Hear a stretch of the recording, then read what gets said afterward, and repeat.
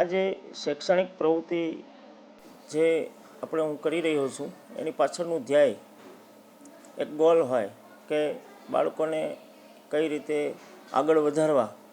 અને અત્યારે જે શૈક્ષણિક સંસ્થા એક બિઝનેસ માને છે એ હકીકત ખોટી છે.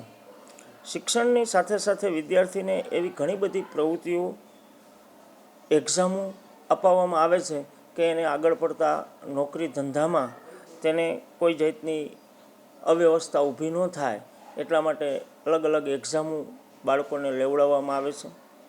બાળકોનો ગામડાની અંદર શિસ્ત અને સંસ્કાર મળે તેવા પ્રયત્નો કરવામાં આવે છે. વડીલોનું માન સન્માન કઈ રીતે રાખવું તેવું પણ તેને જ્ઞાન આપવામાં આવે છે. તેમજ જે આપણી લુપ્ત થતી સંસ્કૃતિઓ છે એને ઉજાગર કરવા માટે અનેક તહેવારો, બધા તહેવારો સ્કૂલમાં ઉજવવામાં આવે છે, જેથી કરીને આપણા જે લુપ્ત થતી જે સંસ્કૃતિ છે કે તહેવારો હવે કોઈ ઉજવતું નથી તો સ્કૂલ દ્વારા એને આગળ વધારવામાં આવે છે. વૃક્ષારોપણ, બેટી બચાવો જેવા કાર્યક્રમો પણ સ્કૂલમાં કરવામાં આવે છે, જેથી કરીને બાળકોને વૃક્ષો પ્રત્યે જે વૃક્ષોનું જતન કરવાની જે ટેવ પડે એટલા માટે આવા ઘણા બધા કાર્યો કરવામાં આવે છે કે બાળકોને એક સાહસ જન્મે અને આ સાહસ વતી એ આગળ એના નોકરી ધંધામાં આગળ વધે.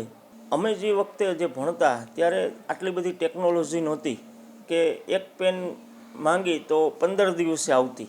એના બદલે અત્યારે એટલી બધી ટેકનોલોજી છે, એટલી બધી સગવડતા બાળકોને વધી ગઈ છે કે બાળક ગમે તે માગે, ભણવા બાબતનું કોઈ પણ માગે તરત જ હાજર કરે એવા વાલી અત્યારે છે, સક્ષમ છે. અને એના માટે એ એટલા પ્રયત્નો કરે છે કે ફી ન ભરાતી હોય તો તનતોડ મહેનત કરીને પ્રાઇવેટની સ્કૂલ ભરે છે, સ્કૂલ ફી ભરે છે, બરાબર. અને એ માગે એટલી સગવડતા, બધી સગવડતા વાલી આપે છે. અને અમને ત્યારે આપતા નહીં એ વખતે, અને તોય અમે ભણતા.